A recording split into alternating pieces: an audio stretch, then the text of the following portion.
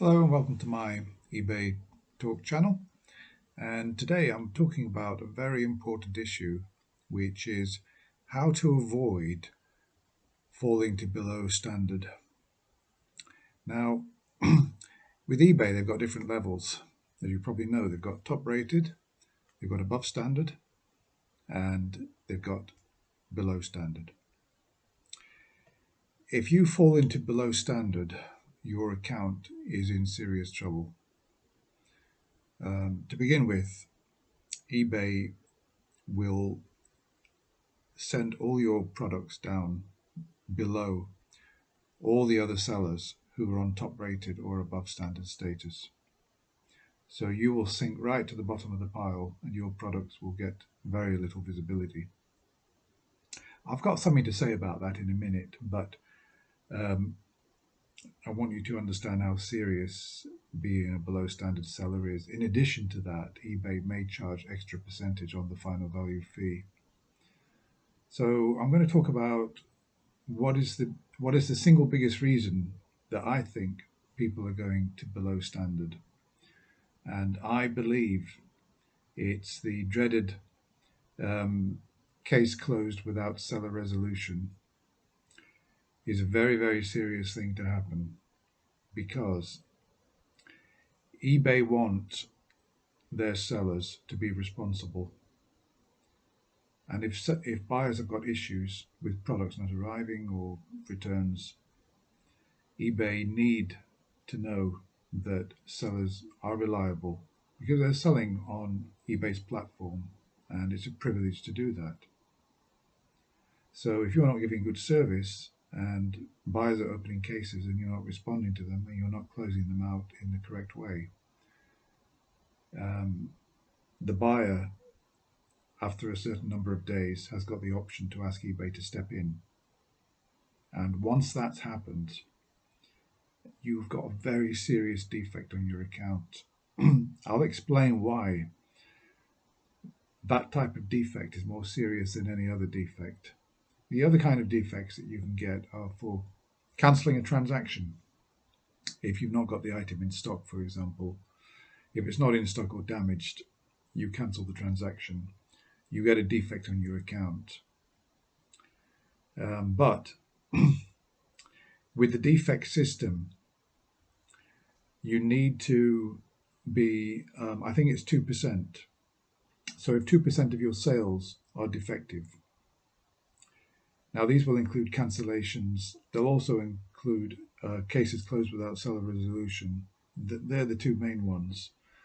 So if you've got 2 in 100, or say 1 in 50 of your transactions are in that situation with defects, then you'll go to below standard, which, as I've already explained, is a very, very serious situation. In fact, eBay can even, if you continue to be below standard over a long period of time, eBay can even take away your privileges and they can suspend your account. So it's incredibly important to avoid that. I've been a below standard seller on global and USA. So I know what I'm talking about. I've made the mistakes and I've learned from them. Now I'm obviously above standard or top rated seller status. So I don't make the mistakes I used to make. And obviously, being an eBay seller is about learning from mistakes. I did learn from those mistakes, and I'm here today telling you how to avoid making them. The chances are you're not making them at all. You're doing all the right things, but it might be worth listening to what I've got to say anyway. So what happens with what? How could it be that we could have a case closed without seller resolution in either returns or item not received? So let's have a look at item not received. What happens? Customer doesn't get his goods within the specified amount of time. He's allowed to open a case, item not received case, which can be found in your seller resolution center. So usually when a case is opened, you are given between, I think, 3 and 5 days to resolve it with the seller.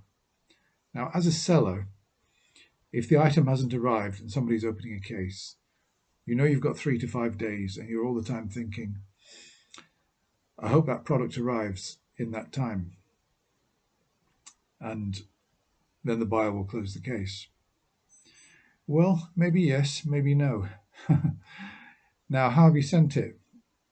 Personally, I send very little untracked mail because I sell kind of lowish ticket items. So my average sale is about £15, and a lot of my sales are £5, £6, £7, £10, and overseas sales, because of the shipping, are more, usually between sort of 15, £20.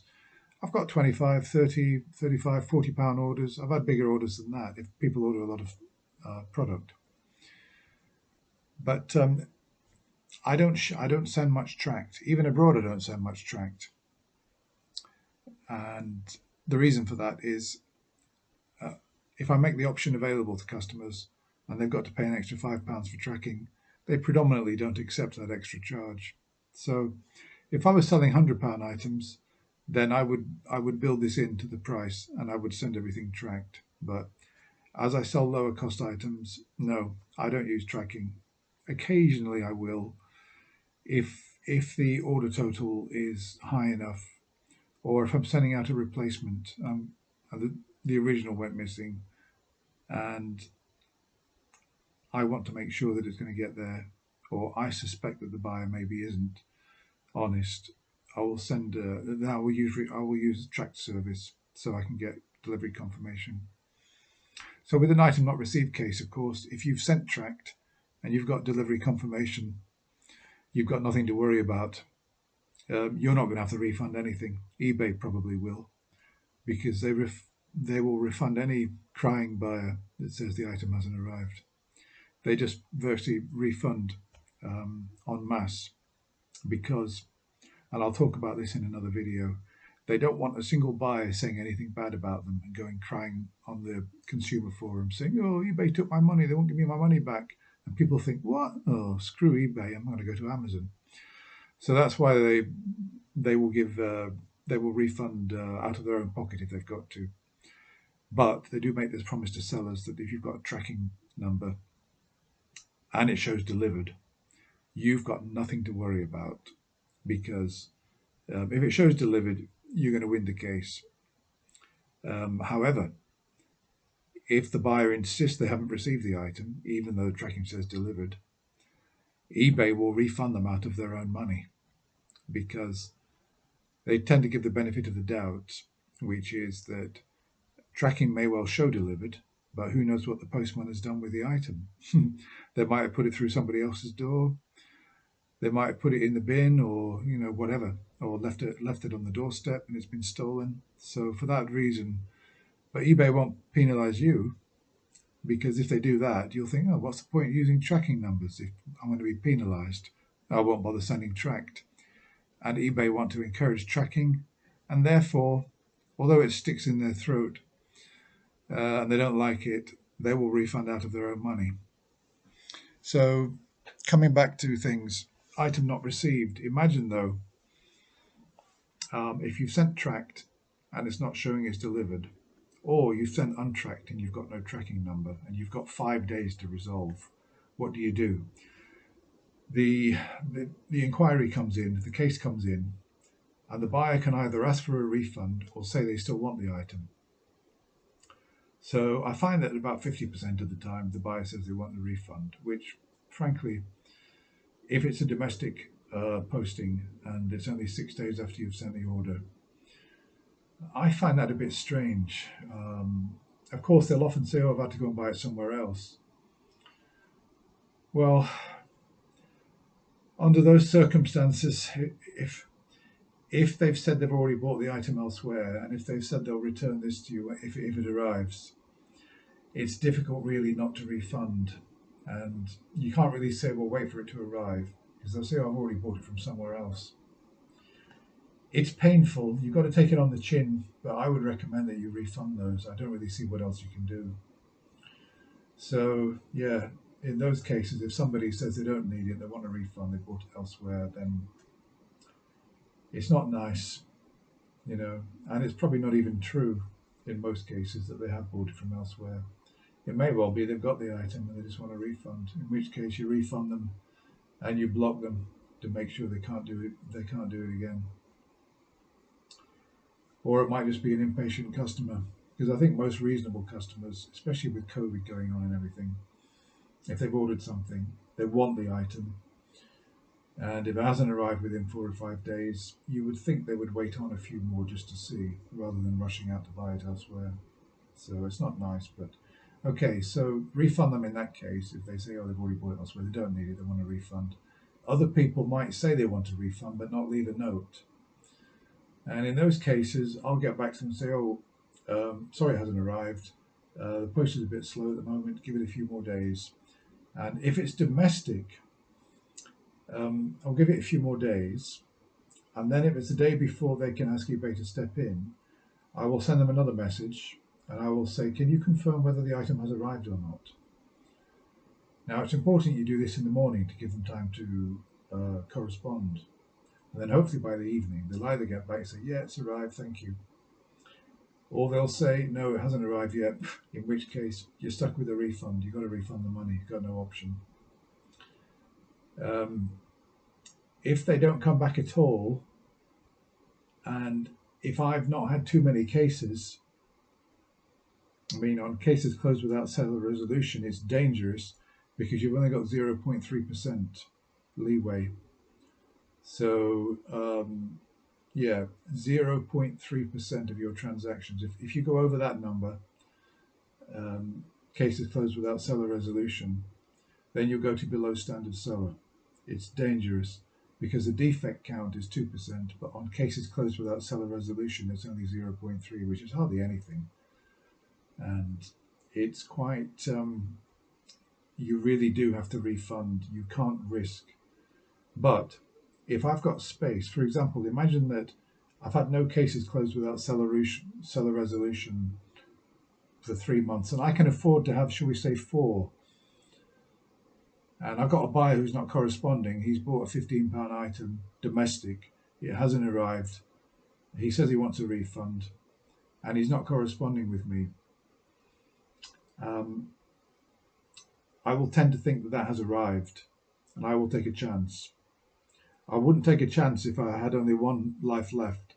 But if I've got 4 or 5, yeah, I'll take a chance, and I'll let it go into the red zone, which to me means the buyer can ask eBay to step in, which is the last thing you want.